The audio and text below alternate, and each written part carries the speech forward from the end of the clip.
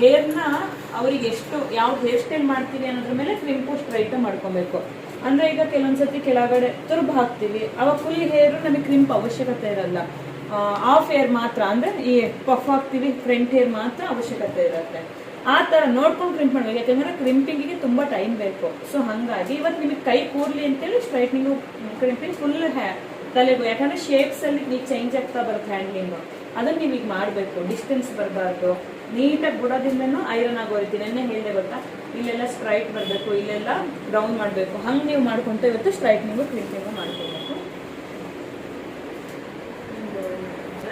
ನಾನು ಸ್ಟ್ರೈಟ್ ಮಾಡ್ಕೊಂಡು ಹಂಗೆ ಲೂಸ್ ಹೇರ್ ಬಿಡಿ ನನಗೆ ಅಂತ ನಾನು ಹೇಳ್ತೀನಿ. ನೋಡ್ರಿ 2 ಎಳೆ ಅಷ್ಟೇ ಇರಬೇಕು ಸ್ಟ್ರೈಟ್ನಿಂಗ್ ಮಾಡಬೇಕಾದ್ರೆ. ಇಲ್ಲಿ 2 ಎಳೆ ಮಾತ್ರ ಇರಬೇಕು, ಗೊತ್ತಾಗ್ತಿದ್ಯಾ? ಅಂದ್ರೆ ಇಲ್ಲಿದು ಮಿಷಿನ್ ಬರೋದ್ರಿಂದ ಹಿಂಗೆ ಐರನಿಂಗ್ ಕೂರತ್ತೆ. ನೀವುಗಳು ಏನ್ ಮಾಡ್ತೀರಾ, ಅರ್ಜೆಂಟಿಗೆ 5-6 ಎಳೆ ತಗೊಂತೀರಾ. ಅಂದ್ರೆ 5-6 ಎಳೆ ದಪ್ಪ ಕೂರು ತಗೊಂಡಾಗ ಒಳಗಡೆ ಹೇರ್ ಸ್ಟ್ರೈಟ್ ಕ್ರಿಂಪು ಆಗೇ ಇರಲ್ಲ. ಸೊ ಸ್ವಲ್ಪ ಲೇಟ್ ಆದ್ರೂ ಪರವಾಗಿಲ್ಲ, ಸ್ವಲ್ಪ ಪರ್ಫೆಕ್ಟ್ ಆಗಿ ವರ್ಕ್ ಮಾಡೋದು ಕಲೀರಿ. ಅದಾದ್ಮೇಲೆ ನೋಡ್ರಿ, ಈಗ ನಾನೇನು ಹೇಳ್ತೀನಿ ನಿಮಗೆ ಅಂದ್ರೆ, ನಾನು ಸ್ಟ್ರೈಟ್ನಿಂಗ್ ಮಾಡಿ ಲೂಸ್ ಹೇರ್ ಬಿಡ್ತೀನಿ ಅಂತ ಹೇಳಿದಾಗ ನೋಡಿ, ಹಿಂಗೆ ತಗೊಂಡು 1 2 3 4, ಆಮೇಲೆ ಈ ಕಡೆ 4,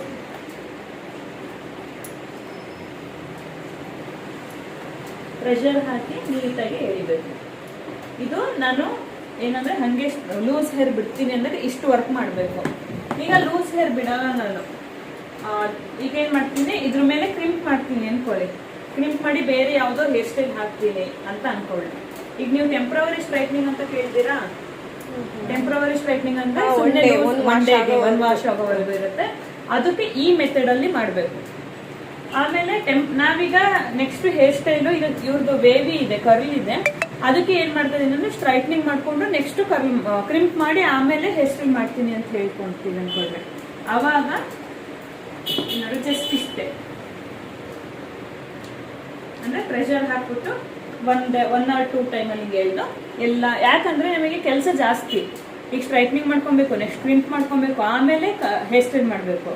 ಸೊ ಹಂಗಾಗಿ ಟೆಂಪ್ರವರಿ ಸ್ಟ್ರೈಟ್ನಿಂಗ್ ಮಾಡಿ ಬಿಡೋದಾದ್ರೆ ಪ್ರೆಷರ್ ಹಾಕಿ 4 ಸತಿ ಮೇಲೆ 4 ಸತಿ ಕೆಳಗೆ ಮಾಡಬೇಕು. ಇಲ್ಲ ಅಂದ್ರೆ ಒಂದೇ ಟೈಮಿಗೆ ಹಿಂಗೆ ಮಾಡಿ ಇಡೀ ಹೇರ್ ಎಲ್ಲ ಮಾಡ್ಕೊಂಡು ಮಾಡಬೇಕು. ಓಕೆನಾ? ಈಗ